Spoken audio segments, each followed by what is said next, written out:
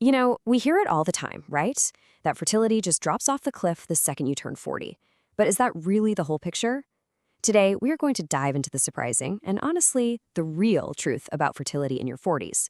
We'll look at what it means for your body, for your health, and for your future. So let's get right into it. So, let's just ask the big question right up front. Is pregnancy after 40 impossible? I mean, that's what it feels like, we're told, that it's basically a closed door.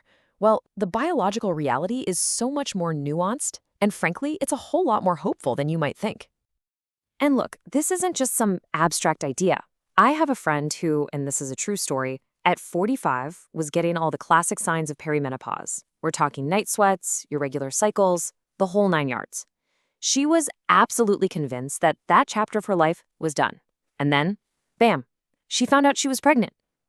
It just goes to show you, her story is this incredibly powerful real-life reminder that fertility doesn't just have some kind of on-off switch.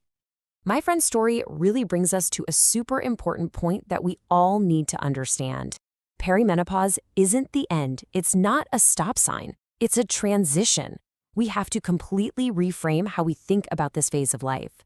It's a journey your body's on, not some final destination it's arrived at. Okay, so what exactly is perimenopause? Well, think of it like the natural runway leading up to menopause. And it's not a short runway either. For some women, it can last for a few years. For others, it can be up to a decade. And during this whole time, your hormones are, well, they're having a bit of a party. They fluctuate, they go up, they go down, and because of that, your cycles can get pretty irregular. The main thing to get here is that this is a gradual process that's literally built into our bodies. Let's put it this way. In your 20s and 30s, your reproductive system is often like a finely tuned Swiss watch, right? It's predictable, it's regular, your hormones are pretty stable. But perimenopause, that's more like a free-form jazz concert. It's unpredictable, it's improvisational, but, and this is the key, it is still absolutely capable of creating something amazing. So let's get this straight. Unpredictable does not mean impossible, not even close. And that idea brings us to this incredibly powerful and actually really simple concept that I like to call the one egg rule. This is where all the hope and the hard science come together, and it just cuts through so much of the fear and misinformation that we're always hearing. Here it is. It's the simple one. That's the number. Despite everything we hear about declining egg quantity, declining quality, all that noise, the fundamental biological truth is so simple and so profound, it only takes one good egg to achieve a pregnancy. Just one. Let that sink in for a second. So what does this one egg reality actually mean for you in practical terms? Well, it means your fertility does not just fall off a cliff. It doesn't disappear overnight. Your body is designed to keep going. Yeah, sure, your egg reserve is smaller, but your body can still release an egg from time to time. That's sporadic ovulation, even when your periods are all over the place. And that is exactly why we see women get pregnant naturally at 45, at 46, sometimes even later. It's less common, for sure, but is it biologically possible? Absolutely. A fertility specialist once said something to me that has just always stuck with me. They said, just because you're not having regular ovulation doesn't necessarily mean you need IVF. And wow, that is such a powerful statement.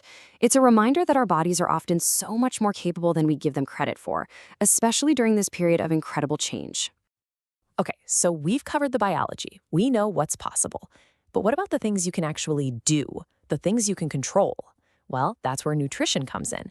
And I'm serious, you should think of food as your superpower for navigating this whole transition with strength and vitality. Okay, let's break this down. As we get older, our eggs are more vulnerable to damage from something called oxidative stress. Just think of it like rust on a cellular level. Antioxidants, which you find in delicious things like berries, leafy greens, nuts, olive oil, they are like your eggs' personal little bodyguards, fighting off that damage. Then you've got omega-3s and protein, which are the essential building blocks for making hormones.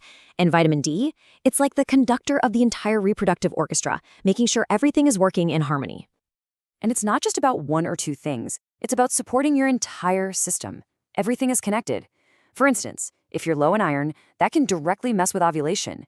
And if your blood sugar is on a roller coaster because of too many refined carbs, that can wreak havoc on your hormones, your energy, and your mood. It's all part of the same puzzle. A holistic approach is truly the name of the game here. So what is the big picture here? What's the major takeaway? It's that this nutritional strategy, it's not just for women who are actively trying to have a baby. No way. This is a powerful, powerful strategy for any woman in this stage of life who wants to feel amazing and take back control of her health. And this is the beauty of it. It's one single strategy with two different but equally incredible goals. If you are trying to conceive, this way of eating is directly supporting your egg quality and your hormone balance.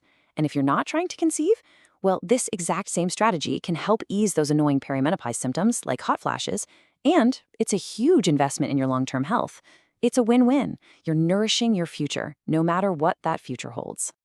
When you boil it all down, it really comes back to this one simple but totally profound idea. Knowledge is empowerment. It really is.